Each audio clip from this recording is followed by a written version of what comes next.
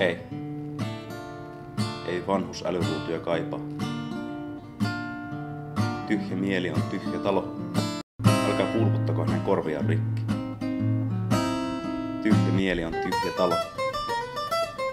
Pudonneen, murenevan hirren samea katku. Vanhuuden pöytäkirjan päätösosio. Lopputeksteissä luetaan viimeinen tahto.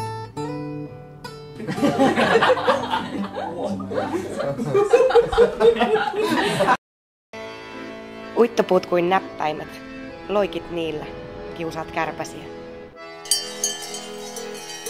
Kylän naiset lypsävät laumana, huivit solmittuina huiveihin, sangot sankoihin.